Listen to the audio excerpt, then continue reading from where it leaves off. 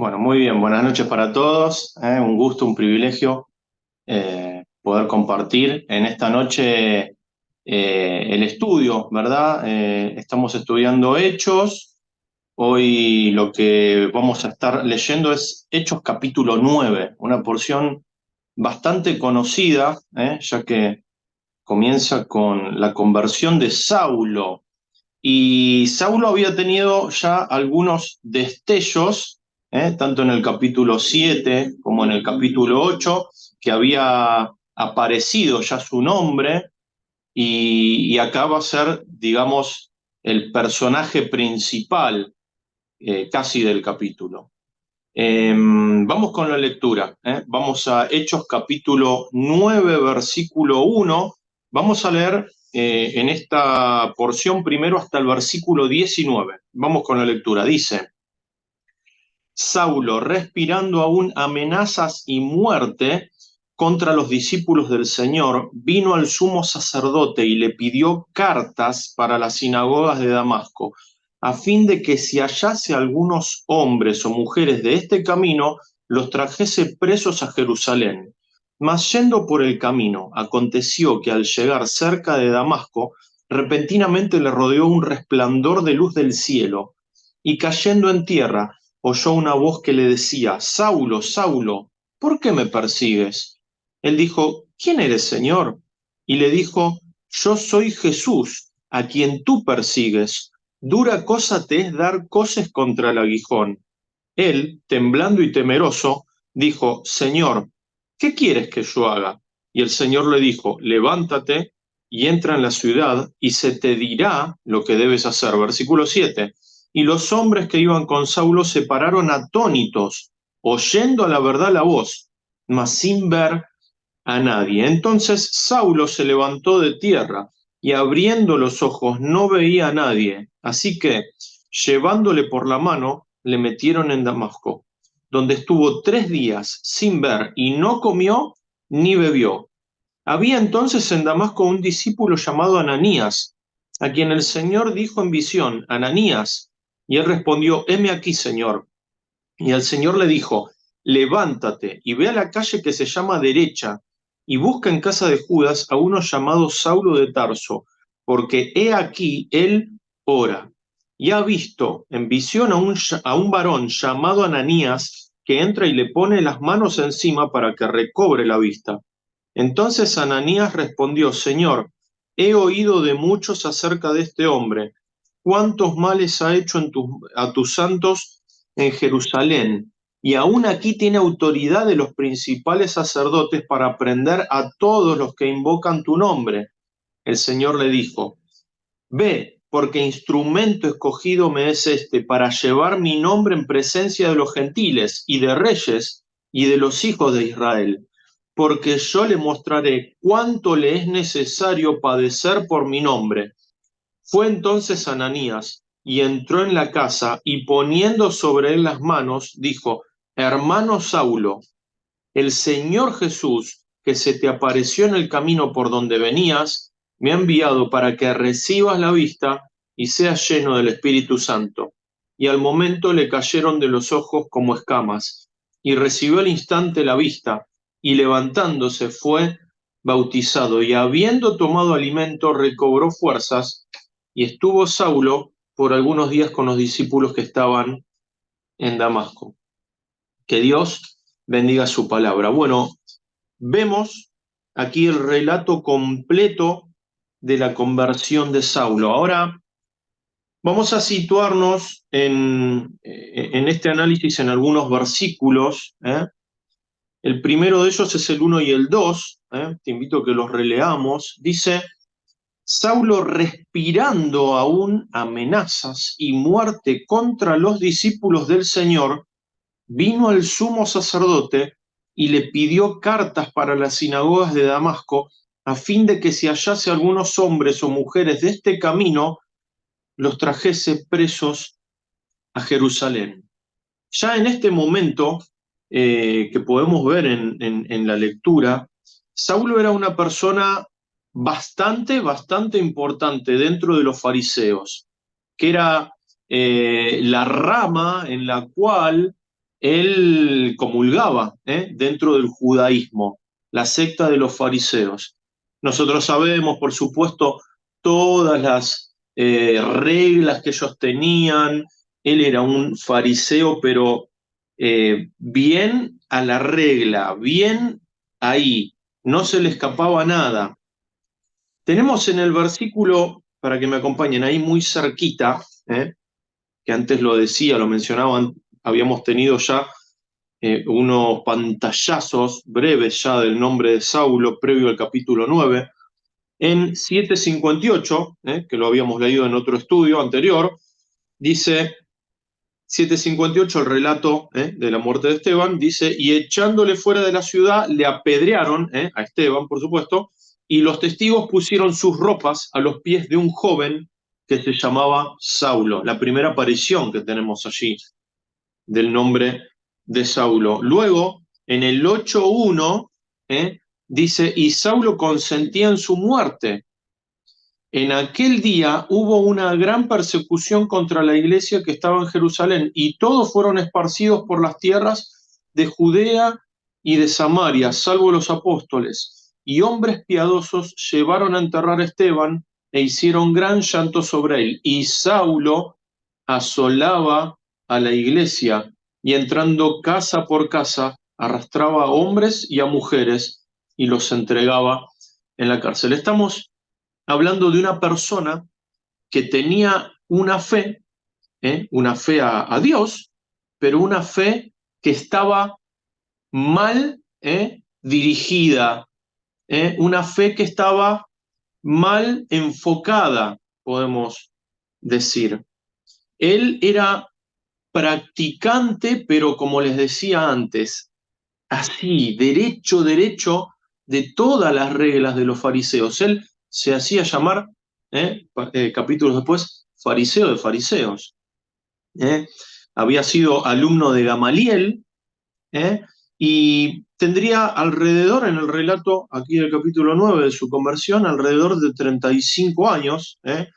Era un líder más que conocido entre los fariseos. De hecho, tenía tanta autoridad para ir y pedir las cartas al sumo sacerdote, para ir y poder perseguir a los cristianos en Damasco.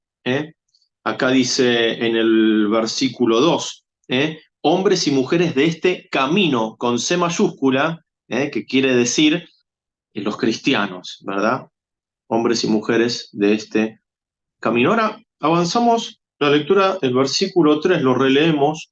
Dice, mas yendo Saulo por el camino, aconteció que al llegar cerca de Damasco, repentinamente le rodeó un resplandor del cielo, dice el versículo 3. Ahora, la distancia, Saulo iba desde Jerusalén a Damasco, la distancia de Jerusalén a Damasco es de aproximadamente 250 kilómetros.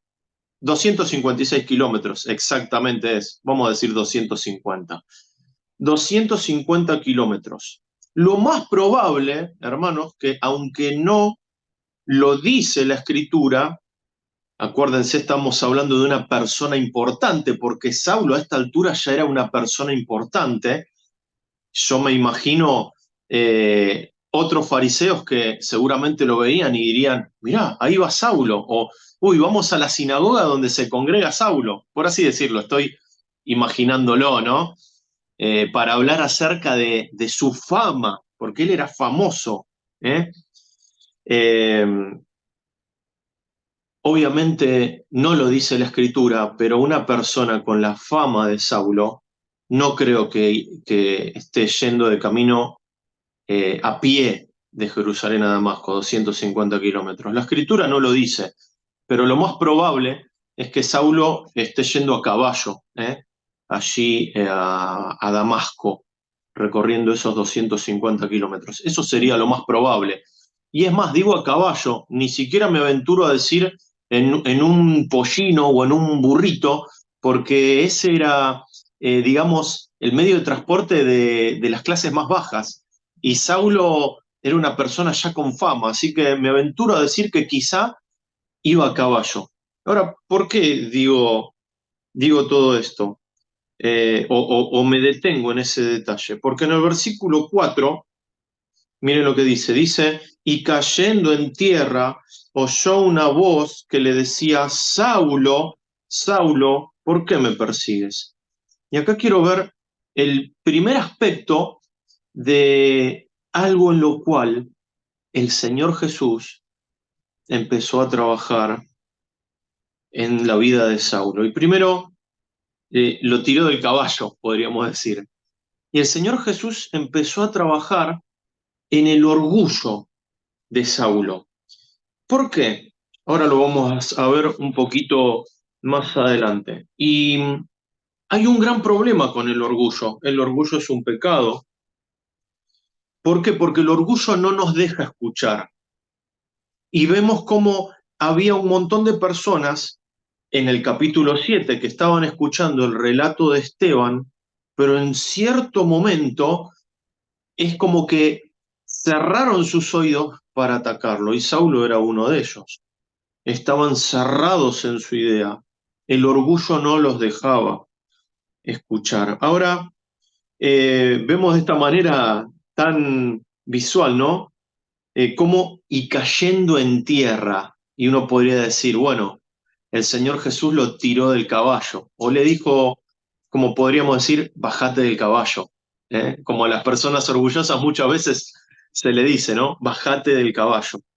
Lo primero que trabajó es en su orgullo. Miren, acá el versículo 5 dice, él le dijo, ¿quién eres, Señor?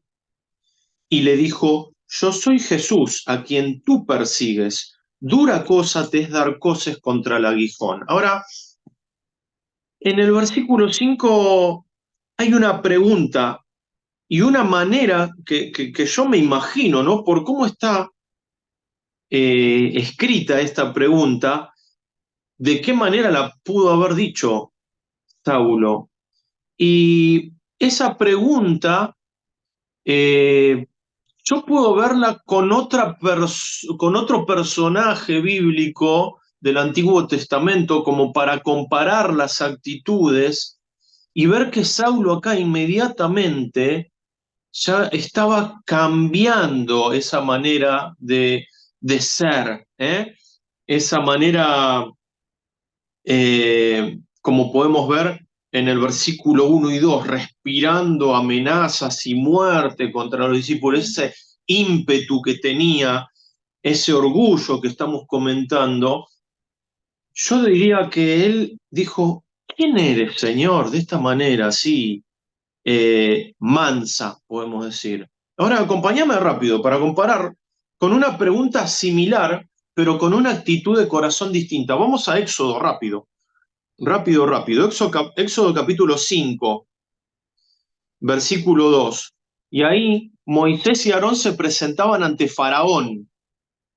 Moisés y Aarón se presentaban ante Faraón. Y mirá lo que dice Éxodo 5:2. Una pregunta similar, pero con una actitud de corazón distinta. Dice, y Faraón respondió, ¿quién es Jehová para que yo oiga su voz y deje ir a Israel? Yo no conozco a Jehová, ni tampoco dejaré ir a Israel.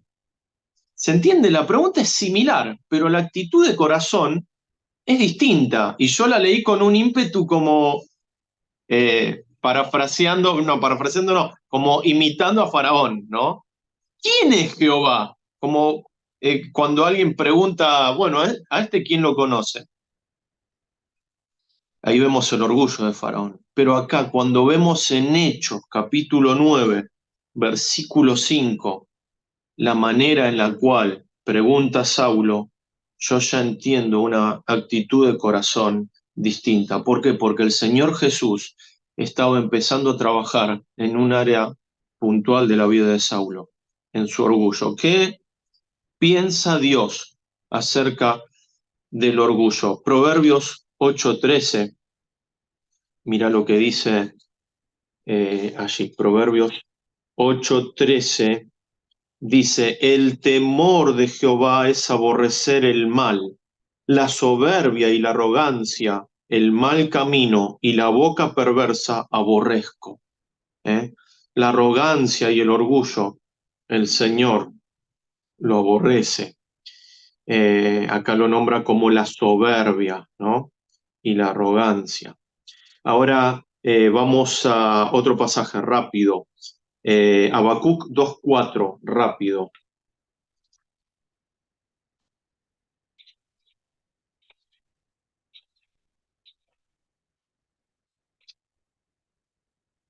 Dice en Habacuc 2:4, dice, he aquí que aquel cuya alma no es recta se enorgullece, mas el justo, continúa diciendo, por su fe vivirá. Pero mira lo que piensa Dios acerca del orgullo. Dice que aquel que su alma no es recta se enorgullece. ¿Eh? El que se enorgullece, el que tiene orgullo, es aquel cuya alma no es recta. ¿Eh? Es lo que dice el Señor acerca del orgullo. Una de las áreas en las cuales el Señor empezó a trabajar fue en su orgullo. Ahora, este versículo 5 es hermoso porque acá hay una doble declaración del Señor Jesús. La primera, cuando le pregunta Saulo, ¿quién eres, Señor? Dice, y le dijo, yo soy Jesús. Y ese yo soy para un judío tenía mucho peso, era una carga muy pesada. ¿Quién dijo yo soy? Bueno, el Señor Jesús, en el Evangelio de Juan rescatamos 7 yo soy del Señor Jesús, pero en Éxodo también Jehová, el Dios eterno, se presentó diciendo yo soy el que soy. Ese yo soy para un judío tenía mucho peso. El Señor Jesús mismo allí se estaba mostrando a Saulo como el Dios creador, el Dios eterno, el yo soy Jesús. Y le dice luego, versículo 5, yo soy Jesús, a quien tú persigues. ¿Y Saulo a quién perseguía? Perseguía a la iglesia. Y el Señor acá le dice, perseguir a la iglesia es perseguirme a mí. Yo soy Jesús a quien tú persigues. Y hermanos, ¿eh? Cualquier cosa que se haga contra la iglesia se hace contra el Señor Jesús. Yo soy Jesús a quien tú persigues. Y si yo peco contra un hermano, peco contra la iglesia, estoy pecando directamente contra Cristo. Así que tengo que tener mucho temor del Señor y pensar fríamente siempre lo que voy a hacer en no pecar contra mi hermano en Cristo, porque estoy pecando directamente contra el Señor. Eso como una aplicación, ¿no? Ahora veíamos cómo el Señor trabajó en un área específica que es en el orgullo, lo bajó del caballo. Dice el versículo 6, ahí la segunda pregunta que le hace Saulo, él temblando y temeroso dijo, Señor, ¿qué quieres que yo haga? Y el Señor le dijo, levántate y entra en la ciudad y se te dirá lo que debes hacer. Otra área en la cual inmediatamente el Señor con su aparición allí delante de Saulo estaba trabajando era en obedecer. Y él tuvo que aprender a obedecer ya inmediatamente, ¿no? La pregunta, él temblando y temeroso dijo, Señor, ¿qué quieres que yo haga? Y ahí el Señor ya dándole la instrucción, levántate y entra en la ciudad y se te dirá lo que debes hacer. Segunda área en la cual el Señor estaba trabajando en la vida de Saulo. Destacamos ahora el versículo 9, donde dice, donde estuvo, allí dice que le metieron ya en Damasco, que era el lugar al cual Saulo se estaba dirigiendo para perseguir, encarcelar y matar también seguramente cristianos. Dice el versículo 9, el fin del 8 dice, le metieron en Damasco, donde estuvo 3 días sin ver y no comió ni bebió. Había entonces en Damasco un discípulo llamado Ananías, bueno, eso lo vamos a leer luego, ¿eh? Entonces él estuvo 3 días allí en Damasco, sin ver, sin comer ni beber. ¿Ustedes se imaginan estar 3 días? Yo creo que estoy una hora sentado y ya me aburro, empiezo a caminar por las paredes, no sé qué hacer, siempre estoy haciendo algo. ¿Ustedes se imaginan estar 3 días sin ver, sin comer ni beber? Bueno, tercera área en la cual el Señor estaba haciendo que Saulo aprenda y es esperar. Primero, trabajó en su orgullo. Segundo, trabajó en la obediencia. Señor, ¿qué quieres que yo haga? E hizo la instrucción del Señor. Y tercero, aprendió a esperar. Ahora, tener que esperar es una escuela, porque acá hablamos ya con el relato bíblico, ¿no?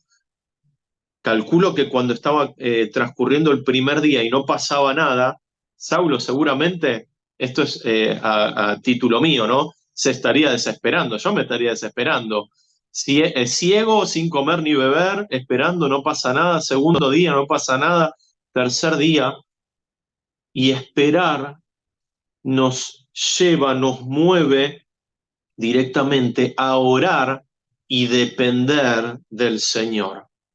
Esperar te lleva a orar y depender del Señor. Mirá, versículo 10 dice, había entonces en Damasco un discípulo llamado Ananías, a quien el Señor dijo en visión, Ananías, y él respondió, heme aquí, Señor. Y el Señor le dijo, levántate y ve la calle que se llama Derecha y busca en casa de Judas a uno llamado Saulo de Tarso, porque he aquí él ora. Él estaba orando. ¿eh? Esperar nos mueve a orar y depender del Señor. He aquí, Él ora. Que yo me pongo a pensar, ¿no? Cuando leo esto y el Señor Jesús dice esa característica de Saulo. Qué lindo que nos reconozcan por esa característica. Él ora. Es una persona que está orando. Es una persona de oración. El Señor Jesús mismo diciendo, he aquí, Él ora.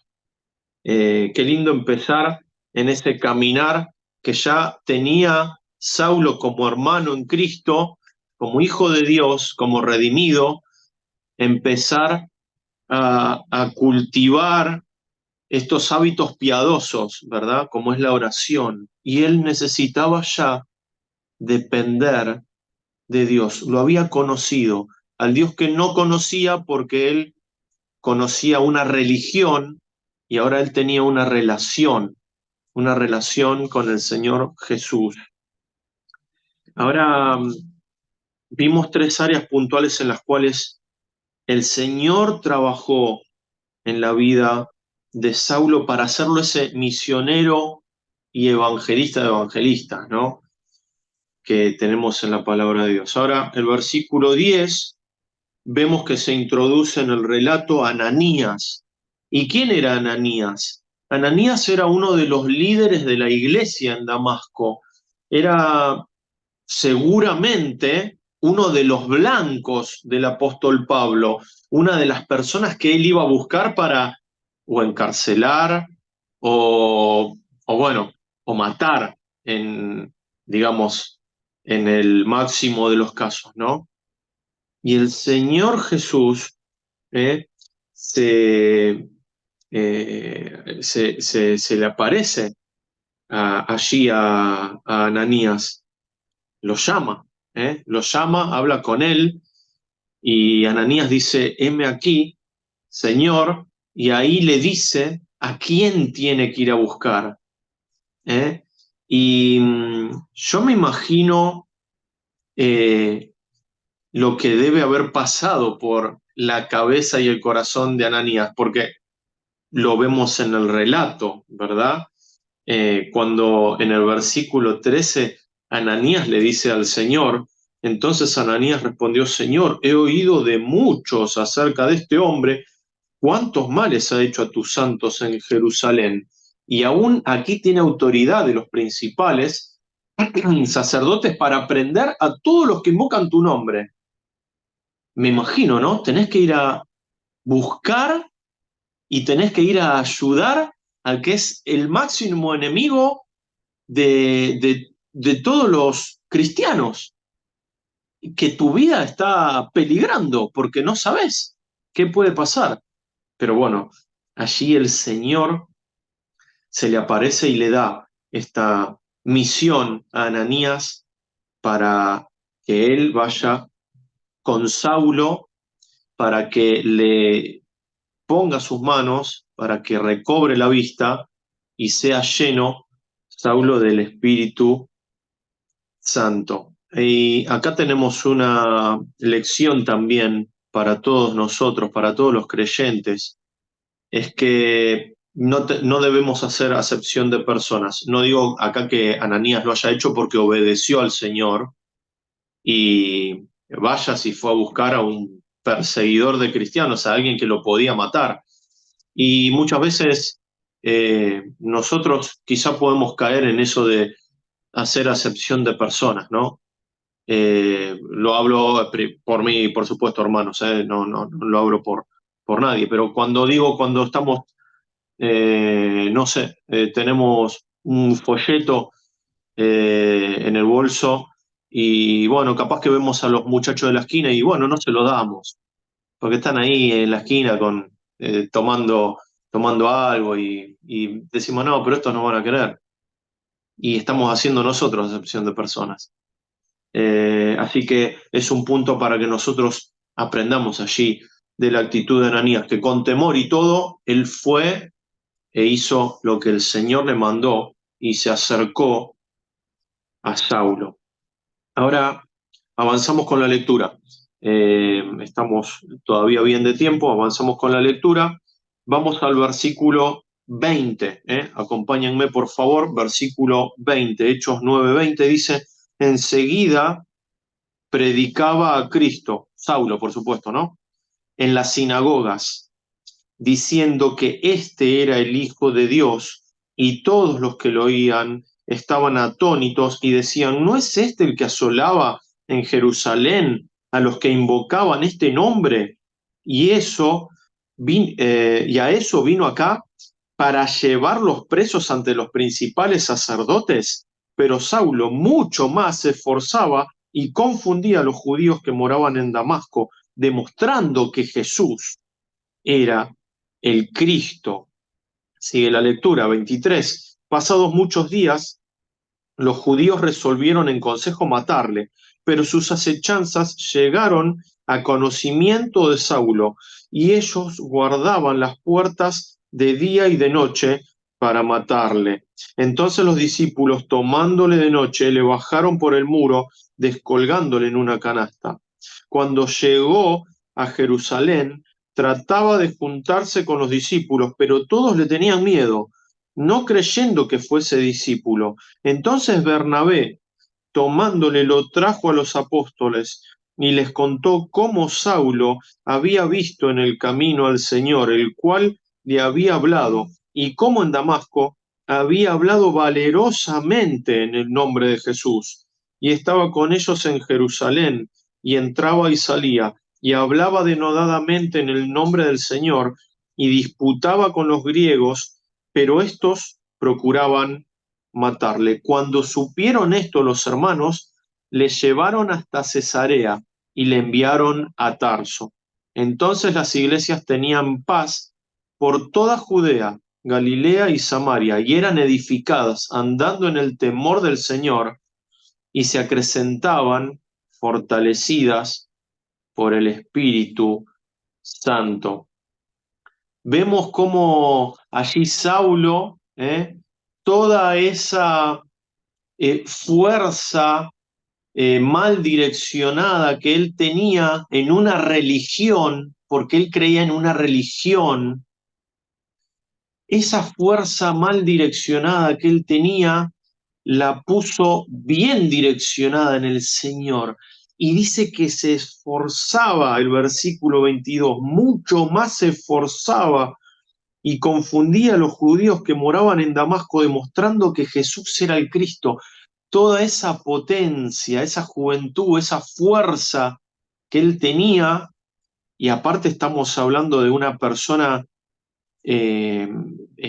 como Saulo, que era una persona que tenía eh, habilidad y conocimiento. Él era bueno en lo que hacía.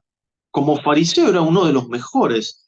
Así que imaginémoslo, no imaginémoslo porque tenemos el relato bíblico, por supuesto, lo vimos como fue como cristiano, misionero de misioneros, evangelista de evangelistas, llevando el mensaje a tantos lugares, fundando tantas iglesias, su fe transformada, o sea, transformado por por la fe en Jesús, con un nuevo propósito de dar a conocer el nombre de Cristo. Ahora hay un tiempo de preparación también, ¿no?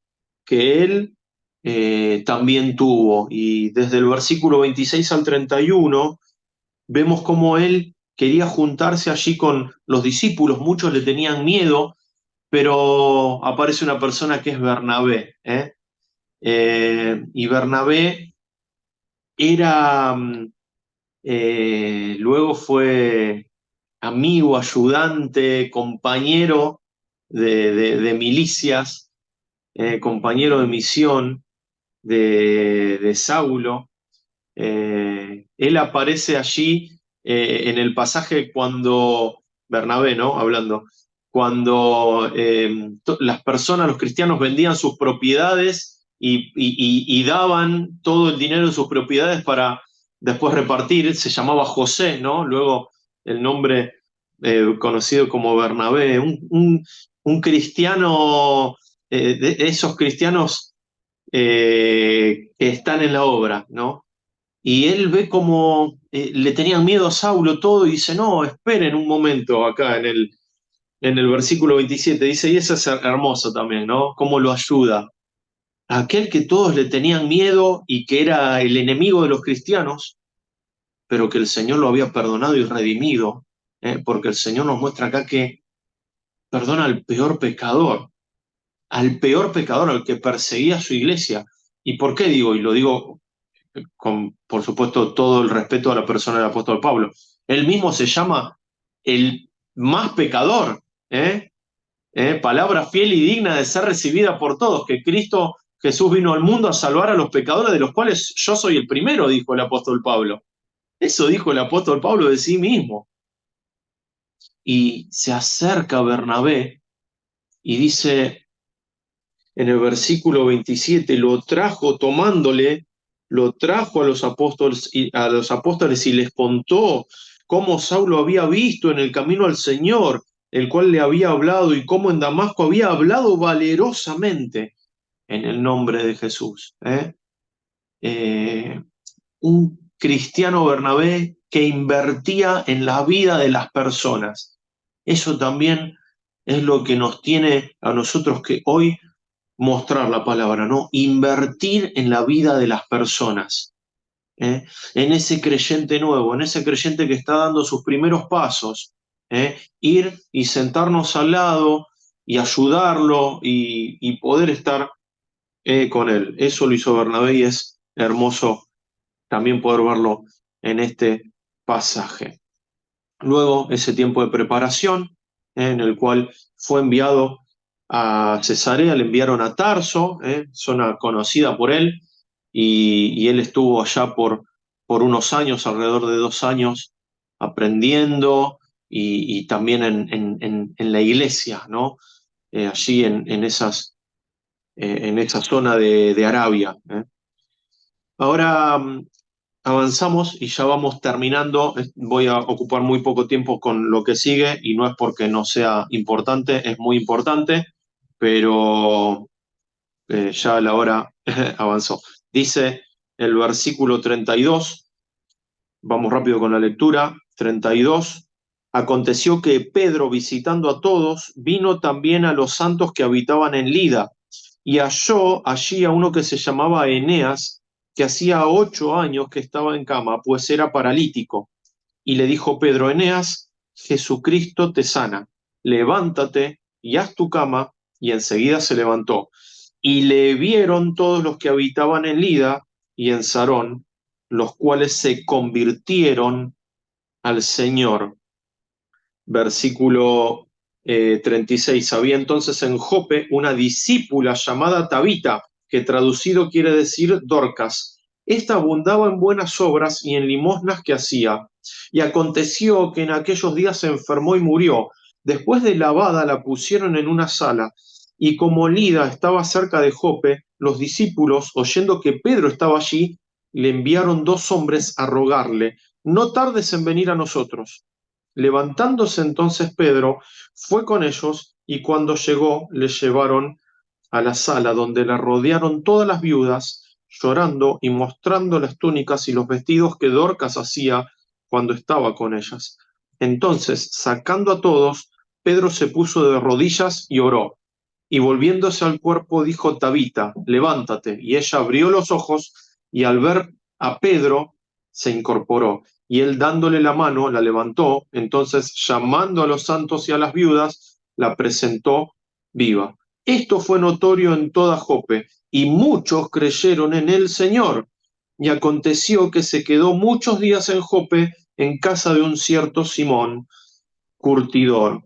Vemos acá rápidamente 2 milagros apostólicos. ¿Y por qué digo apostólicos? Porque los hizo el apóstol Pedro, justamente. Y lo interesante acá que nosotros podemos ver en este tiempo puntual de la iglesia primitiva, que estos dones estaban vigentes, dones que hoy ya no están vigentes, como el don de poder curar, el don de sanidad. No los tenía cualquiera. Vemos en el relato en el cual Dorcas es resucitada que escucharon que estaba Pedro y lo fueron a buscar puntualmente a él para que Pedro pueda hacer ese milagro. O sea, utilizando su don de sanidad. No lo hacía cualquiera. Y estos dones estaban vigentes en esta época.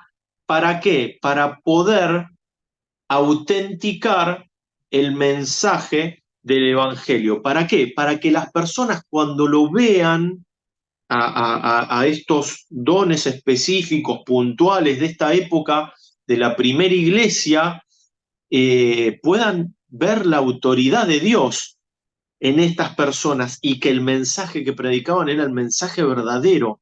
¿eh? Eran dones para la primera iglesia. Y vemos allí el resultado. Vemos cuando todos vieron que Eneas había sido sanado, versículo 35, dice: y le vieron todos los que habitaban en Lida y en Sarón, los cuales se convirtieron al Señor. No tenemos acá el número. Está hablando de una cantidad muy grande de personas, hermanos. Dice de todos los que estaban en Lida, los que habitaban en Lida y en Sarón. No tenemos el número, pero bueno, mucha gente se convirtió allí al Señor Jesús. Fue utilizado Pedro y ese milagro para que el mensaje del Evangelio llegue a esas personas. Y vemos también cómo también las personas allí, eh, después en el versículo 42, acá está, cuando se convierte, perdón, cuando resucita Dorcas, dice: y esto fue notorio a toda Jope, y muchos creyeron en el Señor. Vemos que esos milagros tenían un propósito, ese don tenía un propósito, y era para que las personas pudieran conocer al dueño de ese don, que era el Señor Jesucristo, el Salvador, el Salvador. Ahora ya vamos terminando, Vamos terminando y quiero destacar lo último. Dice: y aconteció Pedro, el apóstol Pedro, ¿no? Versículo 43, que se quedó muchos días en Jope, en casa de un cierto Simón curtidor. El oficio del curtidor, de Simón Curtidor, era una persona discriminada por los demás. ¿Por qué? Porque para el judío, un curtidor era una persona que tenía contacto con cuerpos muertos. Y los que tenían contacto con cuerpos muertos estaban discriminados porque no se podía, por la ley, no se podía tener contacto con cuerpos muertos. Qué lindo Pedro, no lo discriminó. Qué lindo Pedro fue a pasar tiempo con él. Qué lindo Pedro se fue a hospedar en su casa. No le importó, no le importó cómo lo veían los demás a Simón el Curtidor, porque tenía un oficio que al manipular cuerpos muertos ¿eh? Era mal visto por los judíos. No le importó. Fue y pasó tiempo con Simón el Curtidor, allí Pedro. Y eso también nos habla de que no hay personas a las cuales nosotros podamos decir, uy, bueno, mirá, este no, este tiene mala fama, o esto, el otro. Esas son cosas del mundo y nosotros tenemos que ir y acercarnos a todas las personas, porque todos son iguales ante los ojos del Señor y todos necesitan del Salvador. Y allí Pedro invirtió tiempo también compartiendo con Simón el Curtidor, una persona discriminada, una persona que por su oficio, que era mal visto por los judíos, eh, lo dejaban todos de lado. Y Pedro invirtió también tiempo con él. Hermanos, capítulo hermoso, el capítulo 9. Le damos gracias a Dios por su palabra y que su palabra sea la que nos haya hablado en esta noche. Que Dios nos bendiga. Gracias.